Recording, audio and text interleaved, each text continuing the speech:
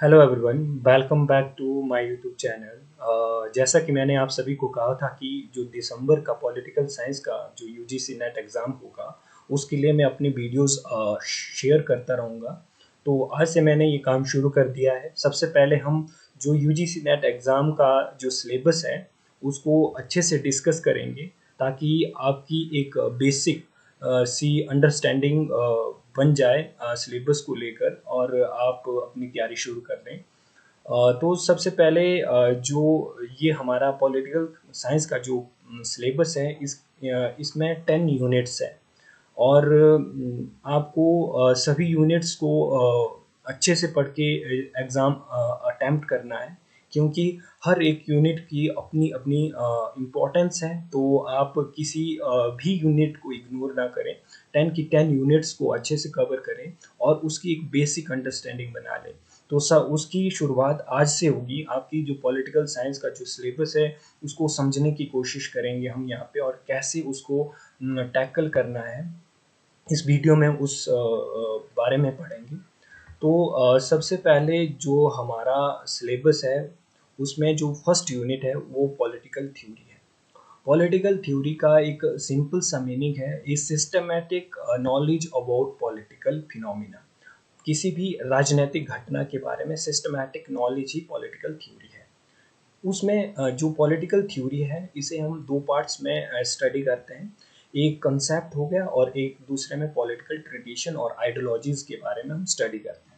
Concept का एक basic सा मीनिंग होता है आइडिया अबाउट समथिंग एंड इसमें हम स्टडी करेंगे जो liberty, equality, justice, right, democracy, power, citizenship के बारे में डिफरेंट डिफरेंट थ्योरीज कौन कौन सी है और जो हमारे पॉलिटिकल फिलोसफर थिंकर है उनके इन कॉन्सेप्ट्स को लेकर आइडियाज़ क्या क्या है।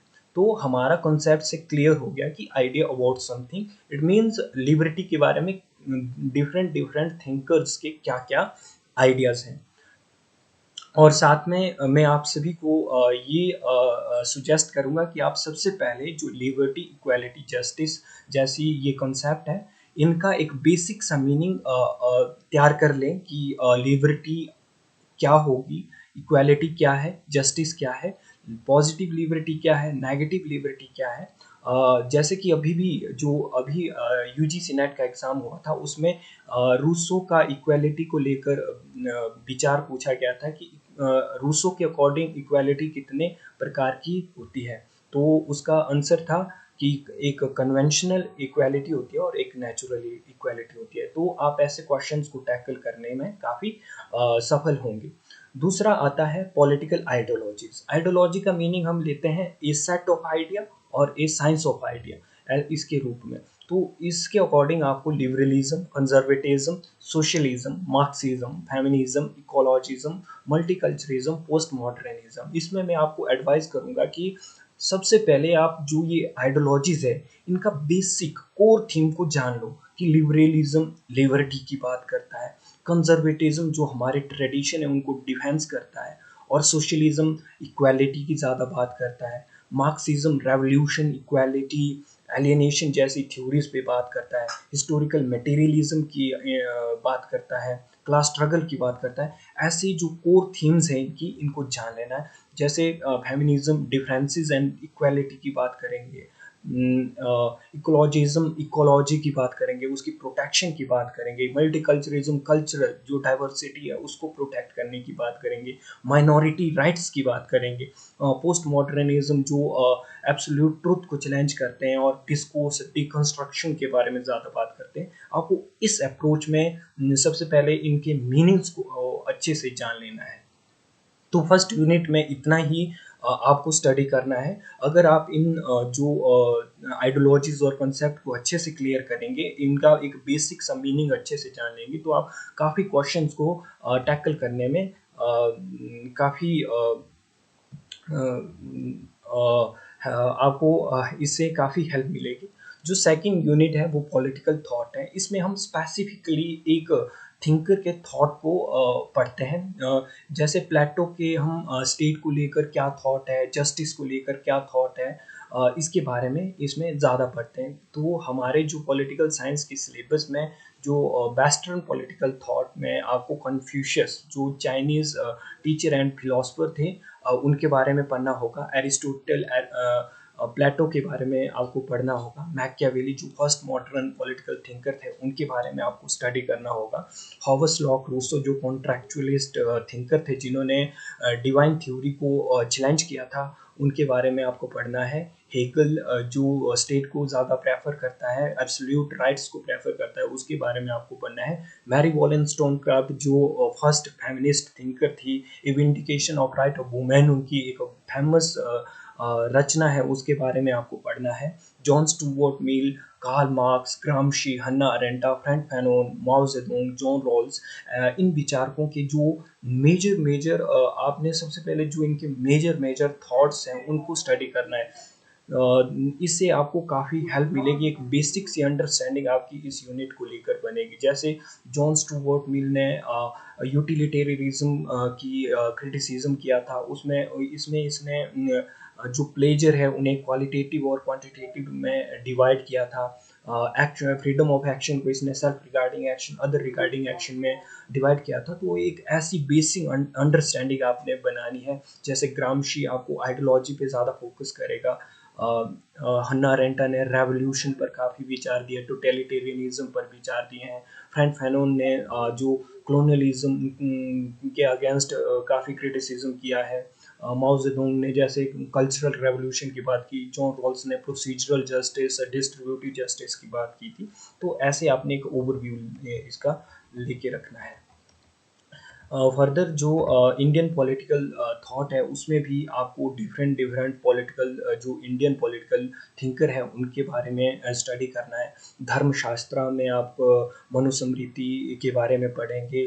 कौटिल्य की अर्थशास्त्र के बारे में आपको पढ़ना होगा। अगाना सूत जो कि अगाना सूत जो कि 27th सूत ऑफ दिग्निकाय है, उसके बारे में पढ़ना है। इसमें जो ओरिजिन ऑफ लाइफ इन अर्थ है उसके बारे में डिस्कोर्स है। बुद्ध और दो ब्राह्मण का, बरनी, फतवा जहानदारी जैसी रचना इसने लिखी थी, उसके बारे में आपको बरनी के बारे में पढ़ना है। ये नसीहत देता था, नसीहत स्टाइल में लिखता था, सुल्तान के लिए नसीहत देता था। कबीर का बेगमपुरा जैसे कॉन्सेप्ट को पढ़ना है। पंडिता रमाबाई ने the cry of Hindu women's जैसी रचना लिखी है और इंडिया में काफ़ी महिलाओं के लिए वर्क किया है, उनके बारे में पढ़ना है। बाल गंगाधर तिलक ने जैसे स्वराज का आइडिया था उसके बारे में एक बेसिक अंडरस्टैंडिंग बनानी है। स्वामी विवेकानंद, रविंद्रनाथ टैगोर ने जैसे कि ये एंटी नेशनलिस्ट मतलब नेशनलिज्म के विरुद्ध में थे, जो वेस्टर्न कंसेप्ट ऑफ नेशनलिज्म है। तो इसके बारे में आपको पढ़ना है, ये क्यों नेशनलिज्म का विरोध करते थे।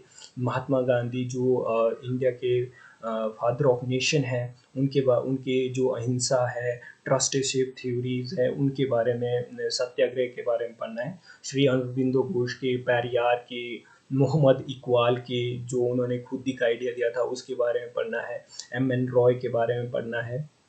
सावरकर, अंबेडकर, नेहरू, राम मनोहर लोहिया, जयप्रकाश नारायण, दीनदयाल उपाध्याय की जो बेसिक से जो कॉन्सेप्ट है उनको आपने एक अच्छे से क्लियर करना है, ताकि आपकी इन सभी थिंकर को लेकर एक बेसिक अंडरस्टैंडिंग हो। सबसे पहले आपने ये जानना है कि जैसे आप किसी भी थिंकर को उठा लो, बाल गंगाधर तिलक हो गया, तो ये इनका विचार किस पे ज़्यादा फोकस करते थे, ये ज़्यादा किस बारे में सोचते थे और इनके विचार कैसे, जैसे रेवोल्यूशनरी है या एवोल्यूशनरी है। ऐसे आपने इन थिंकर्स को पढ़ना है और एक बेसिक सी अंडरस्टैंडिंग इनके बारे में बना लेनी है। जो आपकी फोर्थ यूनिट है वो कंपैरेटिव पॉलिटिकल एनालिसिस है। कंपैरेटिव पॉलिटिक्स जो है वो पॉलिटिकल साइंस का एक सब डिसिप्लिन है, जो न्यू डिसिप्लिन है। Comparative politics is a study, comparative study of political system, citizenship और पॉलिटिकल यूनिट। इसका एक बेसिक सा मीनिंग लिया जाता है। तो इसमें हम सबसे पहले अप्रोचेस के बारे में पढ़ते हैं। अप्रोचेस का एक बेसिक सा मीनिंग होता है लेंसेज, जिसके द्वारा हम किसी चीज़ को देखते हैं या उसको समझने की कोशिश करते हैं। अप्रोचेस में आप ये देखते हैं कि कैसे रिसर्च की जाती है और किस मेथड से की जाती है। इसमें आप इंस्टीट्यूशनल अप्रोच की बात करेंगे, इंस्टीट्यूशन को स्टडी करेंगे, मतलब इंस्टीट्यूशनल अप्रोच में। पॉलिटिकल कल्चर अप्रोच में कल्चरल वे में एक पॉलिटिकल सिस्टम को समझने की ट्राई की जाएगी, और आपको इन अप्रोचेस के बारे में एक बेसिक अंडरस्टैंडिंग बनानी है। जैसे पॉलिटिकल इकोनॉमी अप्रोच है, उसमें इकोनॉमी के माध्यम से पॉलिटिकल साइंस को समझने की कोशिश की जाएगी। न्यू इंस्टीट्यूशनलिज्म में जैसे कि पॉलिटिकल बिहेवियर को ऐड किया जाता है और उसके माध्यम से पॉलिटिकल सिस्टम को जानने की कोशिश की जाती है। और कंपैरेटिव पॉलिटिकल एनालिसिस में कंपैरेटिव मेथड्स को ज़्यादा प्रेफर किया जाता है। कंपैरेटिव मेथड के द्वारा स्टडी किया जाती है पॉलिटिकल सिस्टम की। तो आपने अप्रोचेस को अच्छे से पढ़ना है। क्लोनियलिज्म और डी क्लोनियलाइजेशन के बारे में आपको एक बेसिक अंडरस्टैंडिंग होनी चाहिए कि क्लोनियलिज्म की फॉर्म्स कौन कौन सी है। एंटी क्लोनियल स्ट्रगल्स के बारे में पढ़ना है, डी क्लोनियलाइजेशन के बारे में पढ़ना है। और इस टॉपिक से इस बार क्वेश्चन भी आया था कि नैन्सी शूमेकर ने क्लोनियलिज्म के कितने टाइप्स दिए हैं और किन किन क्लोनियलिज्म की बात की थी। तो ये क्वेश्चन भी बना था, तो आपको इसे अच्छे से पढ़ना है इस टॉपिक को। नेशनलिज्म के बारे में पढ़ना है, यूरोपियन नेशनलिज्म क्या था, इंडियन नेशनलिज्म क्या था, नॉन यूरोपियन नेशनलिज्म कैसा होता है। तो इसके बारे में एक बेसिक सी अंडरस्टैंडिंग आपने तैयारी करने से पहले बना लेनी है। आपने सिलेबस को हाथ में लेना और गूगल में, यूट्यूब में सर्च करके इनकी एक बेसिक सी डेफिनेशन और अंडरस्टैंडिंग बनानी है।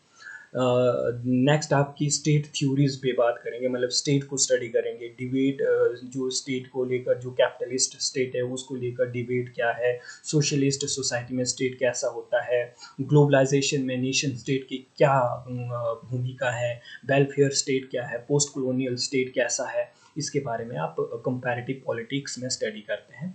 और नेक्स्ट जो टॉपिक है वो पॉलिटिकल रेजिम्स है। इसमें आप बेसिक से जो पॉलिटिकल रेजिम्स है उनके बारे में स्टडी करते हैं, जैसे कि डेमोक्रेटिक रेजिम्स कौन कौन सी है, नॉन डेमोक्रेटिक रेजिम्स कौन कौन सी है। जैसे डेमोक्रेटिक में यहाँ पे जो बेसिकली मेंशन किया है अपने वही पढ़नी है। जैसे इलेक्टोरल डेमोक्रेसी के बारे में पढ़ना है, लिबरल डेमोक्रेसी के बारे में पढ़ना है, मेजोरिटेरियन डेमोक्रेसी के बारे में पढ़ना है, पार्टिसिपेटरी डेमोक्रेसी के बारे में पढ़ना है।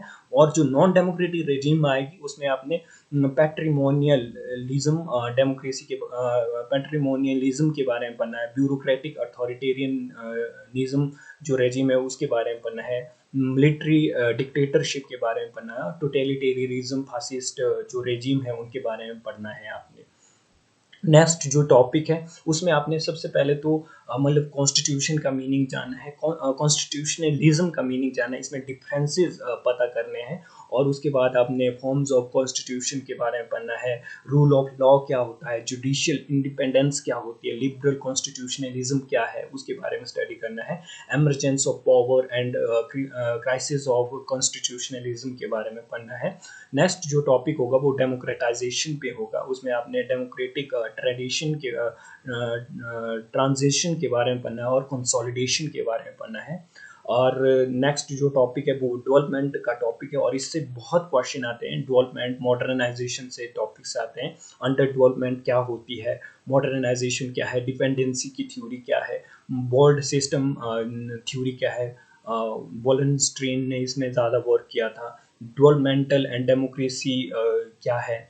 नेक्स्ट जो बहुत इम्पॉर्टेंट जो टॉपिक है वो स्ट्रक्चर ऑफ पावर है। इससे हर बार क्वेश्चन आता था, इस बार भी इसमें से क्वेश्चन आया था। जो एलीट थ्योरी है इससे क्वेश्चन हमेशा आते रहते हैं। Ruling class, power elite, democratic elitism, इसके बारे में आपने स्टडी करना है। साथ में इस यूनिट में एक्टर्स एंड प्रोसेसेस के बारे में पढ़ना है, जिसमें आप इलेक्टोरल सिस्टम के बारे में स्टडी करेंगे, पॉलिटिकल पार्टीज़ के बारे में स्टडी करेंगे कि पार्टीज़ कितनी होती है, उनकी कॉम्पोजिशन क्या होते हैं, उनकी रचनाएं कैसे होती है, पार्टी सिस्टम कैसे होता है, जैसे one party system, two party system, multi party system, इसके बारे में आपने समझना है। डिफरेंट जो पॉलिटिकल थिंकर हैं उन्होंने कौन कौन से टाइप्स बताए हैं उसके बारे में पढ़ना है, इंटरेस्ट ग्रुप्स के बारे में पढ़ना है, सोशल मूवमेंट्स कौन कौन सी चलाई गई है उनके बारे में पढ़ना है, न्यू सोशल मूवमेंट्स के बारे में पढ़ना है, और नॉन गवर्नमेंटल ऑर्गेनाइजेशंस के बारे में पढ़ना है, सिविल सोसाइटी कैंपेन्स और रेवोल्यूशन के बारे में पढ़ना है। और नेक्स्ट जो यूनिट आती है वो बहुत ही इम्पोर्टेंट यूनिट है, और अगर आपने इसको अच्छे से पढ़ लिया, क्योंकि ये देखने में टफ लगती है, पर इसमें बहुत सी स्पेसिफिक चीज़ें हैं और जिसको आपको पढ़ना है। सबसे पहले आपको इंटरनेशनल रिलेशन का मीनिंग पता करना है कि मीनिंग क्या होता है। अगर मैं इन जनरल कहूँ कि international relation is a systematic और scientific study of interaction between sovereign states होता है। ठीक है, इसमें हम जो स्टेट्स है, इंटरनेशनल प्लेटफॉर्म में जो स्टेट्स है उनके बीच के इंटरेक्शन को स्टडी किया जाता है। उसके लिए हमारे पास बहुत सी लेंसेज है, मतलब अप्रोचेज है जो स्टडी करते हैं इंटरनेशनल रिलेशन को, जिसमें हम आइडलिज्म की बात करेंगे। आइडलिज्म जो कि बेसिकली एक जो रियलिज्म ने इसे आइडलिज्म कहा था। आइडलिज्म एक ऐसी ऐसा विचार है कि इंटरनेशनल रिलेशन में, इंटरनेशनल प्लेटफॉर्म में, रैलम में हम कॉपरेशन को बना सकते हैं। रियलिज्म इसके अलग स्ट्रगल ऑफ पावर पे ज़्यादा फोकस करता है। स्ट्रक्चरल मार्क्सिज्म के बारे में स्टडी करना है, जिसमें हम इकोनॉमिक फैक्टर को देखेंगे। न्यू लिबरलिज्म, जिसमें हम सोशोलॉजिकल लिबरलिज्म की बात करेंगे। कॉम्प्लेक्स इंटरडिपेंडेंसी डिपेंडेंसी थ्योरीज के बारे में बात करेंगे। न्यू रियलिज्म में आप जो ज़्यादा स्टडी करेंगे उसमें आप ऑफेंसिव रियलिज्म की बात करेंगे, जो जॉन मर्शाइमर ने दिया था। इसमें आप डिफेंसिव रियलिज्म की बात करेंगे, जो केनेथ वॉल्जर का कॉन्सेप्ट है। सोशल कंस्ट्रक्टिविज्म की स्टडी करेंगे कि आइडियाज़ कैसे नेशन के एक आइडियोलॉजी को क्रिएट करते हैं, उनके विचार को, उनके बिहेवियर को कैसे कंट्रोल करते हैं आइडियाज़, उसके बारे में इसमें पढ़ा जाता है। क्रिटिकल इंटरनेशनल थ्योरीज के बारे में आपने स्टडी करना है, और फेमिनिज्म पर्सपेक्टिव इंटरनेशनल रिलेशन में क्या कहता है, कैसे इंटरनेशनल रिलेशन को देखता है, उसके बारे में स्टडी करना है। और पोस्ट मॉडर्निज्म भी कैसे इंटरनेशनल रिलेशन को देखता है, उसके बारे में स्टडी करना है। नेक्स्ट जो टॉपिक है वो कॉन्सेप्ट्स है। जो इंटरनेशनल रिलेशन में जो कॉन्सेप्ट है उनके बारे में स्टडी करना है। जैसे कॉन्सेप्ट मतलब स्टेट के बारे में आइडियाज़ को जानना है। स्टेट कैसा है, क्या क्या काम करता है, उसके रोल क्या है, ग्लोबलाइजेशन जैसे दौर में रोल क्या है, इंटरनेशनल रिलेशन में स्टेट की एक्टर है या एक बेसिक सा एक्टर है, इसके बारे में स्टडी करना पड़ेगा। स्टेट सिस्टम क्या है, नॉन स्टेट एक्टर्स की क्या भूमिका है इंटरनेशनल रिलेशन में, पावर क्या है, पावर इंटरनेशनल रिलेशन में कैसे रोल प्ले करती है, सॉवरेनिटी क्या है, सिक्योरिटी क्या है। सिक्योरिटी में आपको स्पेसिफिकली ट्रेडिशनल सिक्योरिटी और नॉन ट्रेडिशनल सिक्योरिटी के बारे में स्टडी करना है। नेक्स्ट आता है कॉन्फ्लिक्ट एंड पीस कि इंटरनेशनल रिलेशन में कॉन्फ्लिक्ट और पीस का क्या स्टेटस है। चेंजिंग नेचर ऑफ वॉरफेयर, कैसे वॉरफेयर चेंज हो रहा है, वेपन और मास डिस्ट्रक्शन कैसे डिवॉल्व किए जा रहे हैं, डेथ ट्रेंड्स क्या है, कॉन्फ्लिक्ट रेजोल्यूशन क्या है, कॉन्फ्लिक्ट ट्रांसफॉर्मेशन क्या है, इसके बारे में आप स्टडी करेंगे इस टॉपिक में। नेक्स्ट टॉपिक है यूनाइटेड नेशन। इसमें आपको स्पेसिफिकली यूनाइटेड नेशन के बारे में डिटेल्ड एक्सप्लेनेशन या डिटेल्ड डिस्कशन और स्टडी करना है कि यूनाइटेड नेशन के एम्स क्या है, ऑब्जेक्टिव्स क्या है, structure and evolution of working of UNO की जो वर्किंग है उसका स्ट्रक्चर क्या है, उसका एवोल्यूशन कैसे हुआ, इसके बारे में पढ़ना है। पीस और डेवलपमेंट पर्सपेक्टिव क्या है यूएनओ का, ह्यूमैनिटेरियन इंटरवेंशन जो यूएनओ के द्वारा की गई उसके बारे में स्टडी करना है। इंटरनेशनल लॉज कौन कौन से हैं, इंटरनेशनल क्रिमिनल कोड्स के बारे में आपको स्टडी करना है। नेक्स्ट टॉपिक आएगा आपका political economy of international relation, जिसमें आप globalisation, global governance, Bretton Woods system के बारे में स्टडी करेंगे। नॉर्थ साउथ डायलॉग्स के बारे में स्टडी करेंगे। World trade organisation, G20, BRICS, इन जो ऑर्गेनाइजेशन यहाँ पे मेंशन है इनके स्पेसिफिकली आप अलग से नोट्स बना के रखें। ये आपको काफ़ी हेल्प करेंगे, क्योंकि अगर आप इनमें इनकी जो बेसिक जो बातें हैं उनको नोट डाउन करके रखेंगे तो आपको एग्जाम में इनके काफ़ी डायरेक्ट क्वेश्चन देखने को मिलते हैं। जैसे कि इस बार G20 से लेकर एक क्वेश्चन आया था। नेक्स्ट जो टॉपिक है वो रीजनल ऑर्गेनाइजेशन है। आपने फर्दर ऑर्गेनाइजेशन के अलग से नोट्स बना के रखने हैं कि यूरोपियन और यूनियन कब बनी, इसके किस किस देश के साथ कैसे कैसे रिलेशन है, इन इसकी जो बेसिक जो आर्म है कौन कौन से हैं, अफ्रीकन यूनियन के बारे में, शंघाई कोऑपरेशन ऑर्गेनाइजेशन के बारे में, आसियान के बारे में आपने स्टडी करना है। और आपने कंटेम्प्रेरी चैलेंजेस, जो इंटरनेशनल रिलेशन में जो मोस्ट इंपॉर्टेंट टॉपिक है जिससे क्वेश्चन बनते हैं वो कंटेम्प्रेरी चैलेंजेस है, जैसे इंटरनेशनल टेररिज्म हो गया, क्लाइमेट चेंज हो गया, एंड इन्वायरमेंटल कंसर्न, उसके बारे में आपने स्टडी करना है, ह्यूमन राइट्स के बारे में स्टडी करना है, माइग्रेशन जो प्रॉब्लम है, रिफ्यूजीज प्रॉब्लम है उसके बारे में स्टडी करना है, पॉवर्टी एंड डेवलपमेंट के बारे में स्टडी करना है, रोल ऑफ रिलीजन उसके बारे में स्टडी करना है, कल्चरल एंड आइडेंटिटी पॉलिटिक्स जो बिल्कुल करंट टॉपिक है उसके बारे में स्टडी करना है। नेक्स्ट जो यूनिट है वो इंडिया फॉरेन पॉलिसी है। इंडिया की फॉरेन पॉलिसी के बारे में आपने स्टडी करना है।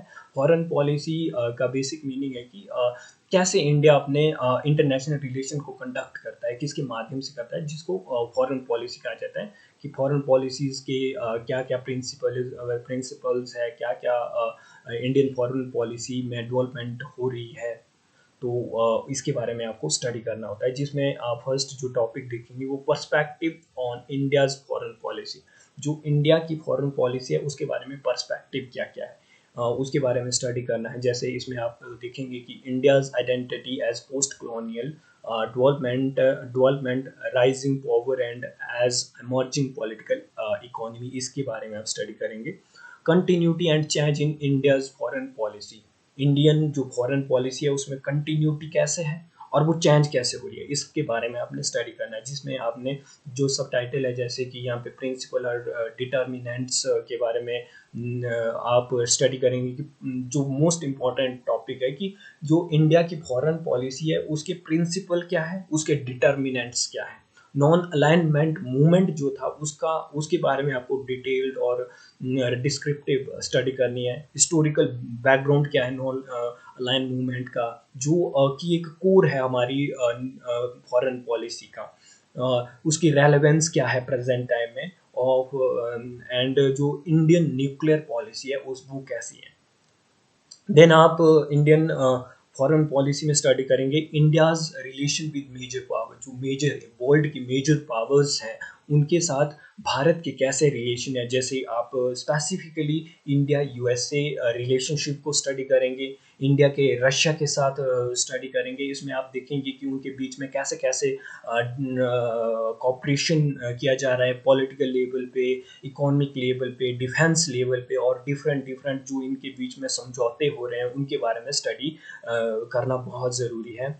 चाइना के साथ हमारे कैसे रिलेशन है, बिजनेस रिलेशन कैसे हैं, पॉलिटिकल रिलेशन कैसे हैं, कल्चरल रिलेशन कैसे हैं।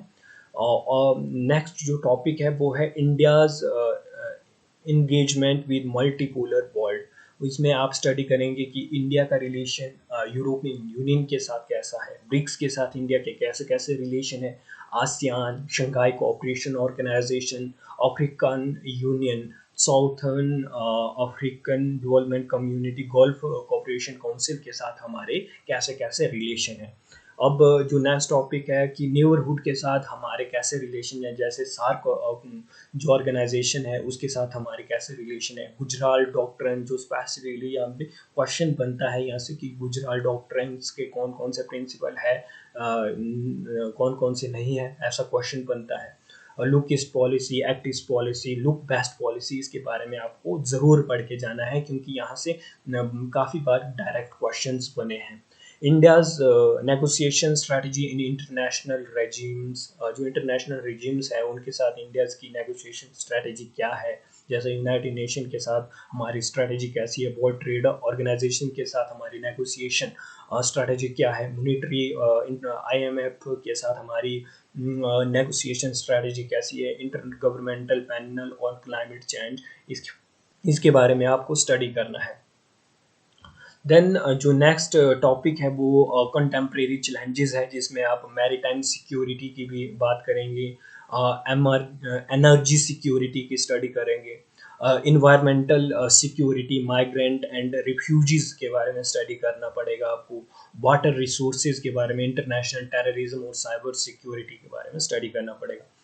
पॉलिटिकल इंस्टीट्यूशन जो पॉलिटिकल इंस्टीट्यूशन इन इंडिया, ये 7th यूनिट है। इसमें आपको अपने बेसिक से अपने कॉन्स्टिट्यूशन इंडियन पॉलिटी को पढ़ना है, जिसके लिए आप लक्ष्मीकांत जो बुक है काफ़ी सूटेबल है। इसमें आप सिर्फ मेकिंग ऑफ इंडियन कॉन्स्टिट्यूशन के बारे में पढ़ेंगे, जो कॉन्स्टिट्यूट असेंबली है उसके बारे में पढ़ेंगे, और फिलॉसफी ऑफ कॉन्स्टिट्यूशन जिसमें आप preamble, fundamental right, directive principle के बारे में डिस्कस करेंगे, स्टडी करेंगे। और constitution in India, democracy, social change, national unity, checks and balance क्या है, basic structure debate, constitutional amendment, इनके बारे में आपको स्टडी करना पड़ेगा। यूनियन एग्जीक्यूटिव के बारे में स्टडी करना पड़ेगा, जिसमें आप president, prime minister, council of minister के बारे में स्टडी करेंगे। यूनियन पार्लियामेंट, उसका स्ट्रक्चर क्या है, रोल क्या है, फंक्शनिंग क्या है, और पार्लियामेंट्री कमेटीज़ के बारे में आपको पढ़ के जाना है। जुडिशियरी, जो इंडियन जुडिशरी सिस्टम है उसके बारे में स्टडी करना पड़ेगा। हाई कोर्ट्स के बारे में स्टडी करना पड़ेगा, सुप्रीम कोर्ट्स के बारे में स्टडी करना पड़ेगा, जुडिशियल रिव्यू, जुडिशियल एक्टिविज्म और जुडिशियल रिफॉर्म्स के बारे में स्टडी करना पड़ेगा। Executive and legislature in state, उसके बारे में आपने डिस्कस करना है कि गवर्नर कैसे अपॉइंट होते हैं, गवर्नर की क्या क्या पावर्स है, चीफ मिनिस्टर की क्या क्या पावर है, स्टेट्स लेजिस्लेचर के बारे में स्टडी करना है। Federalism in India next topic है, इसमें आप स्ट्रॉन्ग सेंट्रल फ्रेमवर्क को देखेंगे। असिमेट्रिकल फेडरल प्रोविजन के बारे में स्टडी करना है। Adaptation, rule of inter governmental coordination mechanism, इसके बारे में स्टडी करना है। इंटर स्टेट काउंसिल के बारे में पढ़ के जाना है। एमर्जिंग ट्रेंड्स के बारे में स्टडी करना है। नेक्स्ट जो टॉपिक है वो electoral processes and election commission of India के बारे में है। इसमें आपने इलेक्शन कमीशन के बारे में पढ़ना है, उसके रोल के बारे में पढ़ना है, और जो इलेक्टोरल रिफॉर्म्स है उसके बारे में पढ़ना है। लोकल गवर्नमेंट इंस्टीट्यूशन, जिसमें आप पंचायती राज और पंचायती राज के बारे में स्टडी करेंगे, उसकी फंक्शनिंग और रिफॉर्म्स के बारे में बात करेंगे। फिर जो नेक्स्ट टॉपिक है वो कॉन्स्टिट्यूशनल एंड स्टेटेटरी बॉडीज़ है। जो इंडिया में कॉन्स्टिट्यूशनल बॉडीज़ है और स्टेटेटरी बॉडीज़ है। इसके लिए मैं आपको सजेस्ट करूँगा कि कॉन्स्टिट्यूशनल बॉडीज़ को एक साइड पे लिख लेना और स्टेटेटरी बॉडीज़ को एक साइड में लिख लेना, क्योंकि इसके क्वेश्चन बनते हैं। अभी यूपीएससी में भी इसे क्वेश्चन आया था कि कॉन्स्टिट्यूशनल बॉडी, नीचे 3-4 ऑप्शन दिए थे, उसमें चुनना था कि इसमें से कॉन्स्टिट्यूशनल बॉडी कौन है और कौन नहीं है। तो ये काफ़ी इंपॉर्टेंट टॉपिक है, जिसमें डायरेक्ट क्वेश्चन बनता है कि निम्न में से कौन सी स्टेटेटरी बॉडी नहीं है। तो कंट्रोलर, एडिटर जनरल के बारे में इसमें स्टडी करना है, जो कि कॉन्स्टिट्यूशनल बॉडी है। National commission for scheduled caste, scheduled tribe, जो कि कॉन्स्टिट्यूशनल बॉडी है। जो national commission for human right, ये स्टेटरी बॉडी है। National commission for women's and national commission for minority, इसके बारे में स्टडी करना है। नेक्स्ट जो यूनिट है वो unit political processes in India है। जो पॉलिटिकल प्रोसेस है इंडिया का, उसके बारे में स्टडी करना है। इसमें आप स्टेट, इकोनॉमी एंड डेवलपमेंट के बारे में स्टडी करेंगे। यहाँ से इस यूनिट से इस बार क्वेश्चन बना था, जो न्यू इकोनॉमिक पॉलिसी को लेकर आया था। नेचर ऑफ इंडियन स्टेट के बारे में पढ़ना है। डेवलपमेंटल प्लानिंग मॉडल क्या है इंडिया का, उसके बारे में स्टडी करना है। न्यू इकोनॉमिक पॉलिसी के बारे में स्टडी करना है। ग्रोथ एंड ह्यूमन डेवलपमेंट के बारे में स्टडी, प्रोसेसेस ऑफ ग्लोबलाइजेशन के बारे में स्टडी करना है। Identity politics, religion, tribe, caste, region, languages के आधार पर कैसे पॉलिटिक्स होती है इंडिया में। सोशल मूवमेंट्स, जो दलित, ट्राइबल, वुमेन्स और फार्मर लेबर के द्वारा कौन कौन से मूवमेंट किए जा रहे हैं, उसके बारे में स्टडी करना होगा। सिविल सोसाइटी ग्रुप्स के बारे में, जैसे non party social formation, non governmental organisation के बारे में स्टडी, सोशल एक्शन ग्रुप्स के बारे में स्टडी करना है। रीजनलाइजेशन ऑफ इंडियन पॉलिटिक्स, कैसे इंडियन पॉलिटिक्स का रीजनलाइजेशन, क्षेत्रीयकरण किया जा रहा है। रीऑर्गेनाइजेशन ऑफ इंडियन स्टेट के बारे में पढ़ना है। State as politics and economic unit के बारे में, स्टेट को एज ए पॉलिटिकल यूनिट और इकोनॉमिक यूनिट स्टडी करना है। सब स्टेट रिलीजन, रीजन के बारे में स्टडी करना है। Regional disparity, demand for new states, इसके बारे में आपको स्टडी करना है। देन आता है gender and politics in India. Gender and politics in India के बारे में स्टडी करना है कि इशू ऑफ इक्वालिटी, रिप्रेजेंटेशन क्या है। Ideology and social basis of political parties, जो पॉलिटिकल पार्टीज हैं उनके सोशल बेसिस और आइडियोलॉजीज के बारे में स्टडी करना है। इलेक्टोरल पॉलिटिक्स के बारे में स्टडी करना है। नेक्स्ट जो यूनिट है, ये यूनिट पब्लिक एडमिनिस्ट्रेशन है, और इस बार के पेपर में इसमें 12 क्वेश्चन आए थे इस यूनिट से। आप देख सकते हैं कि कैसे यूजीसी नेट पब्लिक एडमिनिस्ट्रेशन से काफ़ी क्वेश्चन डाल रहे हैं। इसमें से एक जो क्वेश्चन मैं याद कर पा रहा हूँ कि एक क्वेश्चन आया था कि एवोल्यूशन कैसे हुआ है पब्लिक एडमिनिस्ट्रेशन का। तो इसमें आपने पब्लिक एडमिनिस्ट्रेशन का सबसे पहले मीनिंग क्लियर करना है, उसका एवोल्यूशन कैसे हुआ, क्योंकि एवोल्यूशन से इस बार क्वेश्चन बना था। पब्लिक एंड प्राइवेट एडमिनिस्ट्रेशन क्या है उसके बारे में पढ़ना है। इसकी अप्रोच जो सिस्टम अप्रोच है, डिसीजन मेकिंग अप्रोच है, इकोलॉजिकल अप्रोच है, ये काफ़ी इंपॉर्टेंट है। इकोलॉजिकल अप्रोच मॉडर्न अप्रोच है, इसमें एल्टन मायो के बारे में आपको पढ़ना होगा। Public administration theories and concepts, इसमें आपको पब्लिक एडमिनिस्ट्रेशन की थ्योरीज और कंसेप्ट के बारे में स्टडी करना पड़ेगा। लास्ट में मैं आपको कुछ इंपॉर्टेंट थिंकर्स के नाम बताऊंगा जिसके बारे में आपको पढ़ना है, और अगर आपने उन थिंकर्स को पढ़ लिया तो आपका काफ़ी हद तक जो पब्लिक एडमिनिस्ट्रेशन है टॉपिक काफ़ी क्लियर हो जाएगा। साइंटिफिक मैनेजमेंट थ्योरी किसने दी, इसके बारे में पढ़ना है। रिलेशन रैशनल चॉइस थ्योरी के बारे में पढ़ना है। न्यू पब्लिक एडमिनिस्ट्रेशन के बारे में पढ़ना है। डेवलपमेंट एडमिनिस्ट्रेशन के बारे में पढ़ना है। कंपैरेटिव पब्लिक एडमिनिस्ट्रेशन के बारे में पढ़ना है। न्यू पब्लिक मैनेजमेंट के बारे में पढ़ना है। Changing nature of public administration in the era of liberalisation and globalisation, इसके बारे में पढ़ना है। देन आपको एडमिनिस्ट्रेशन की theories and principles of organisation पढ़ने हैं। जो ऑर्गेनाइजेशन की थ्योरीज हैं और उनके प्रिंसिपल है उनके बारे में स्टडी करना है, जैसे कि scientific management theory, bureaucratic theory, human relation theory, इसके बारे में पढ़ना है। Managing the organisation, theory of leadership and motivation, इसके बारे में पढ़ना है। ऑर्गेनाइजेशनल कम्युनिकेशन थ्योरीज के बारे में पढ़ना है और प्रिंसिपल। और चेस्टर बर्नार्ड, इससे एक क्वेश्चन आया था इस टाइम एग्जाम पे कि Chester Barnard principle of communication, इस टॉपिक से क्वेश्चन आपको यूजीसी नेट में देखने को मिला इस बार। Information management in the organisation, इसमें ये बारे में पढ़ना है। Managing conflict in the organisation, इसमें आपने मैरी पार्कर पॉलेट के जो आइडियाज़ है कॉन्फ्लिक्ट मैनेजमेंट के बारे में उसको पढ़ना है, क्योंकि बहुत बेसिक कॉन्सेप्ट है और इससे हमेशा क्वेश्चन देखने को मिलता है। मैनेजमेंट बाय ऑब्जेक्टिव से कैसे मैनेजमेंट की जाती है, पीटर ड्रकर का ये कॉन्सेप्ट है, इसके बारे में स्टडी करना है। अब मैं आपको कुछ थिंकर के नाम बताऊंगा कि आपने इनको ज़रूर पढ़ना है। जैसे Woodrow Wilson, father of public administration है, उसके बारे में पढ़ना है। फ्रैंक गुडनाउ, इसके बारे में आपको पढ़ना है।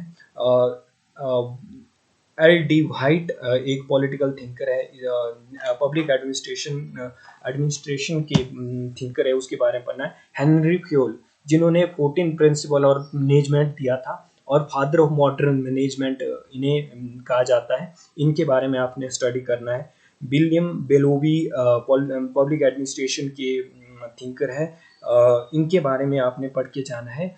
गुलिक और लूथर गुलिक और उर्विक, इनके बारे में आपने स्टडी करना है, क्योंकि इससे एक क्वेश्चन इस बार देखने को मिला था।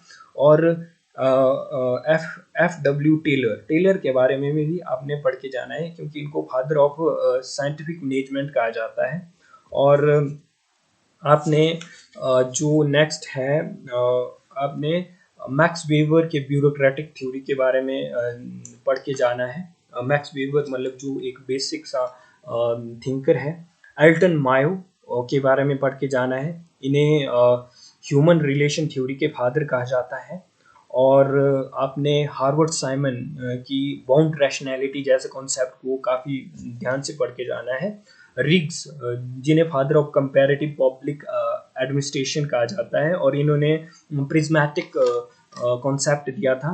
और आपने थ्योरी ऑफ लीडरशिप के बारे में पढ़ के जाना है, जिसमें आपने मैस्लो की नीड हायरार्की के बारे में पढ़ना है।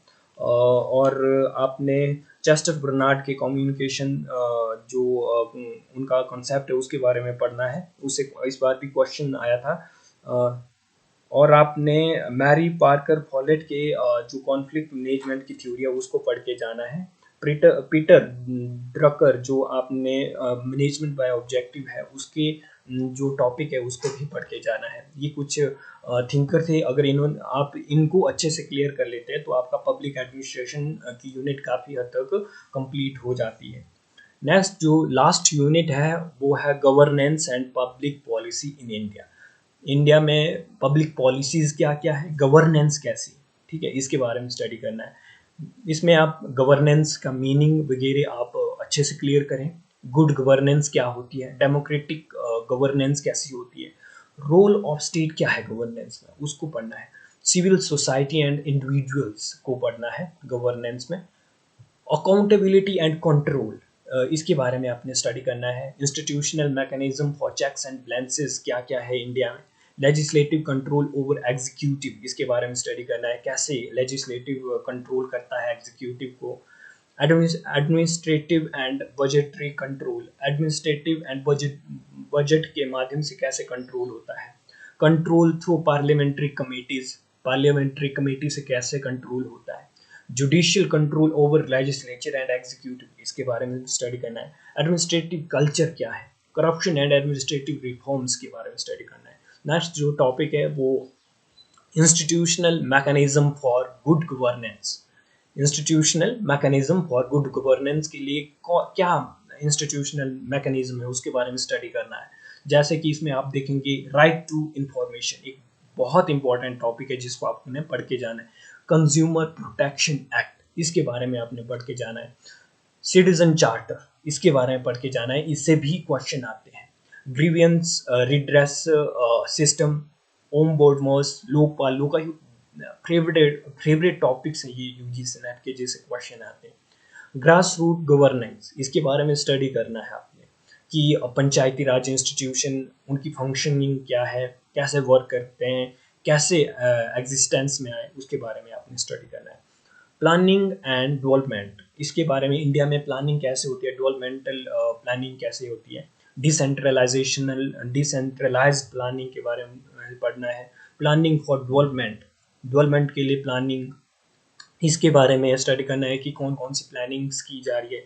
सस्टेनेबल डेवलपमेंट क्या है, क्या क्या वर्क किए जा रहे हैं इस फील्ड में।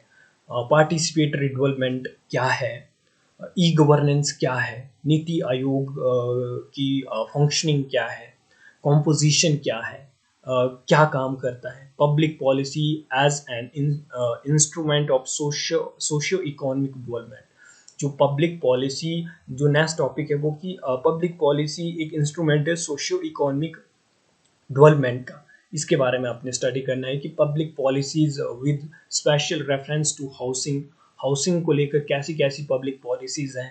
हेल्थ को लेकर कौन कौन सी पब्लिक पॉलिसीज हैं। ड्रिंकिंग वाटर को लेकर कौन कौन सी पब्लिक पॉलिसी है। फूड सिक्योरिटी को लेकर कौन कौन सी पब्लिक पॉलिसीज है।